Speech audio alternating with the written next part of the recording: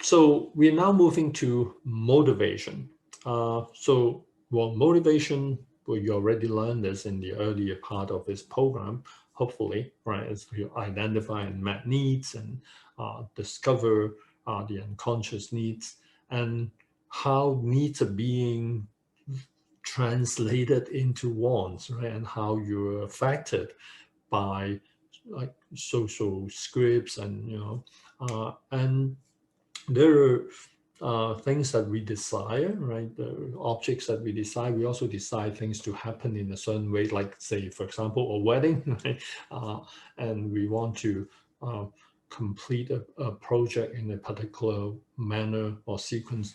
Those are not necessarily problematic in themselves. We just need to be aware how we have gone to this stage of like accepting this, internalizing them, and instead of like questioning and exploring clearly how the scripts of what we want is related to inner needs, and that is the most important thing, connecting the wants with the needs.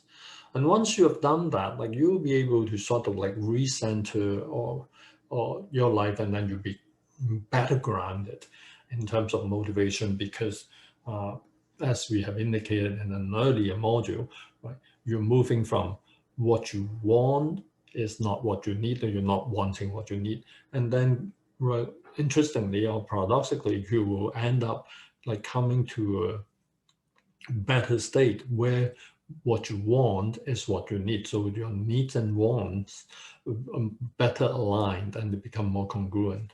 And as you have got to that place, right, then you will be able to connect your needs with the other domain. So we're now talking about motivation, but we just talked about like environment. So you can be asking, so how does that connect to my environment, right? Is my environment favorable for my gratification of needs? And it can also be looking at the body and like, so what role does the body play in terms of like experiencing and acting on and expressing my needs? So and then later on we'll be looking at like the connection between your needs with how you think, your cognitive process, and your needs with your emotion and your feelings. We can also obviously be connecting needs with your behavior, so it can be like connecting with other domains. So in the area of motivation, right, beyond understanding needs and wants, like a key ideas course to get ourselves to a good energy level so that we feel energized, we have the energy that we need to pursue goals in life and realizing what we actually need. So that is a program in SSLD to help us maximize our drive, right?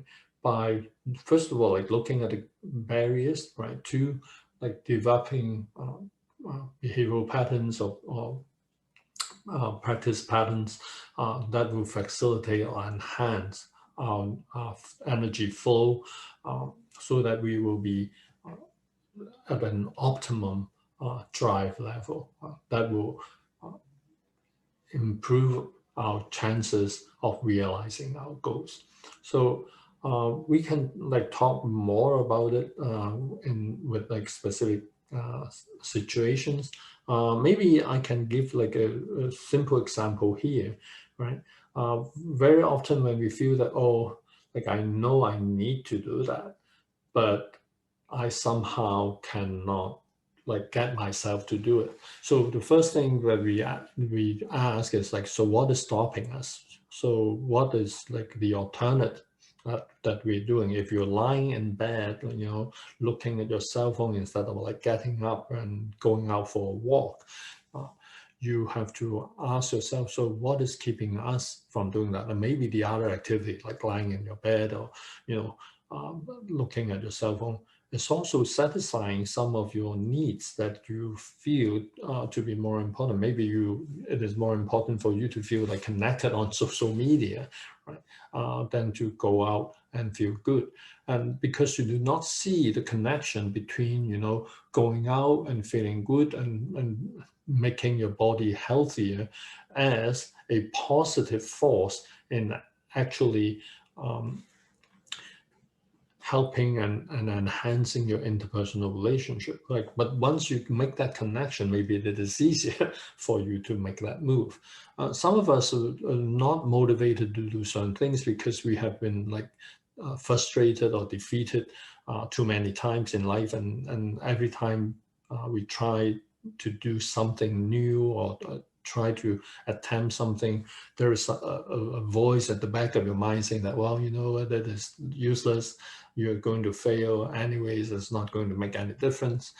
We need to be dealing with this history and this negative voice. So when we are feeling that we are not at the optimum level, we have to find out what the reason is. And sometimes, the reason can be physical. So this is why we also have to pay attention to our body and listen to the body. If you're not sleeping well, if you're not eating healthy, if you're not breathing clean air, you're not drinking the right amount of water, well, all of these can contribute to a lower energy level as well. And then obviously motivation can also be connected to your mood, right? If you're feeling depressed and if you have reason to feel anxious or sad, then obviously these are factors that can affect your motivation level. So this is why when we have a 6-domain analysis, we'll be able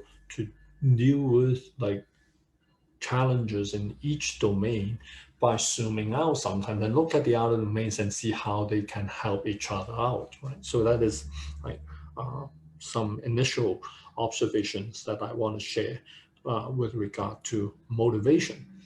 And now we're looking at cognition. Well, we can go on endlessly because cognition is such a major part of our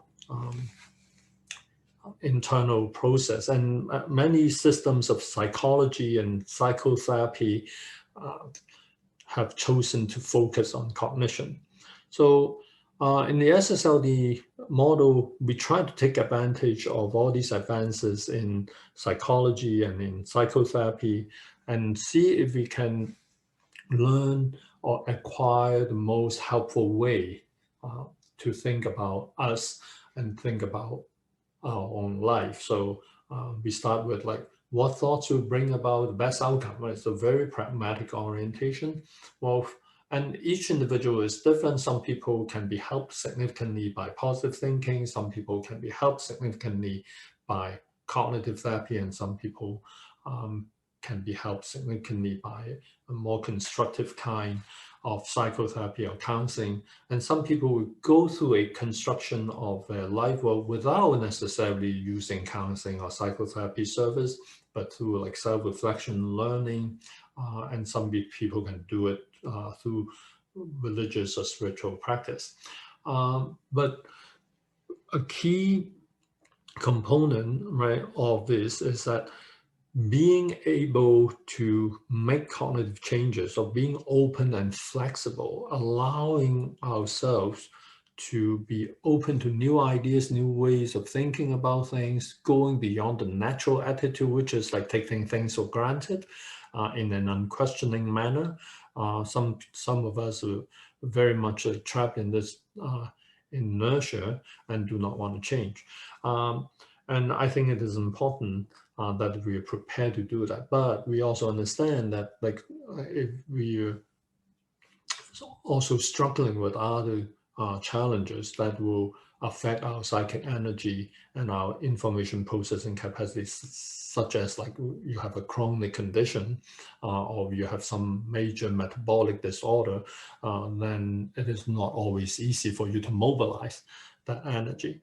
But again, based on my work with people with dementia, and many of these individuals suffer both physically, psychologically, and socially from dementia, I have found that by introducing the right activities and the right amount of stimulation, we can actually change some of their conditions and their involvement or the participation that are previously believed to be results of chronic conditions or medical conditions. And we've seen people doing amazing things with their bodies. And then that contributes to a more positive energy flow, and these people are interacting more with the environment, including people around them. And then as a result, we see cognitive changes, and these people, some of these people are suddenly able to remember names, and they're able to start counting, which is something that they have stopped doing for a long time. So using this understanding about how our cognition is connected to the other domains of life, we have some success in our play intervention with dementia program, helping people with dementia. We have also applied this knowledge to help children with developmental challenges as well, with some very encouraging results.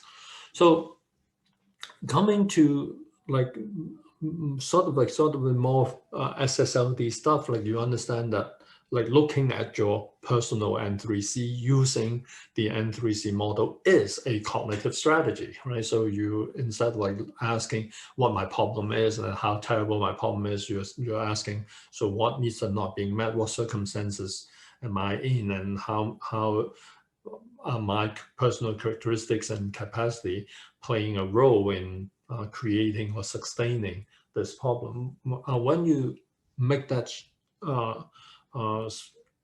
shift, you are pursuing a different cognitive strategy, right? And then we also understand that how we think about things is very often socially facilitated. And taking a course in SSLD is a socially facilitated experience, right? But obviously, society also facilitates other forms of cognition. Some of those are not helpful. And discerning this, again, is a cognitive process. So here I'm going to introduce two interesting concepts, cognitive strategies in SSLD that a lot of people have found helpful. One is what we call disjoint incrementalism.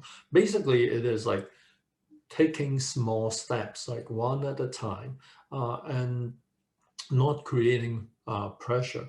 And I have used this example many times, so please excuse me if you have heard it elsewhere. So one of the clients that I worked with in my early days of doing psychotherapy in Canada was a woman who actually was diagnosed with like multiple problems, including schizophrenic disorder and major affective disorder. She also had a substance use issue. And like her typical day started with her like lying in the bed for hours, and then she would go into the bathroom and spend hours there, and by the time she's out of the bathroom, half of the day is gone. And she felt defeated, and she felt shame and guilt for wasting her time and all that. I still remember one time she came to me and said, like I couldn't even lift a finger. So that was what I started off with her. I asked her like to complete her homework assignment for the week by just lifting her fingers, and then I moved from lifting fingers on her dominant hand to like lifting fingers on her non-dominant hand as well, and then I move on to getting her to move her toes, and soon enough she would not be spending hours in bed, and then she could get up more easily. So that is like a success story of how this like little incremental steps can help someone change some long-term deep-rooted problem that she felt totally powerless or helpless about. So And then the other thing, of course, is like imagination. Right? Very often we are not able to do certain things because we can't even imagine it. So encouraging people to imagine alternative possible outcomes is something that I enjoy doing. And one of the things when you're trying to help yourself in the self-learning process, I would say, is to let your imagination run wild. And it is like a fun thing for people to just like sit around together and wildly imagine things and share our like wildest imaginations. So that is a mental exercise, a cognitive exercise that I have found to be very helpful. And some of us will feel that, oh, maybe this is like more helpful with children. Well, it is very helpful with children. Like we do that a lot in play therapy. And there is a technique that I also use. I remember reading about it many years ago, decades ago, from a book by Charles Shaver, I believe. And that is like mutual storytelling. But then now I've worked with like people in other age groups, including like older folks with dementia. I will say that like this is something that is probably applicable across the entire lifespan.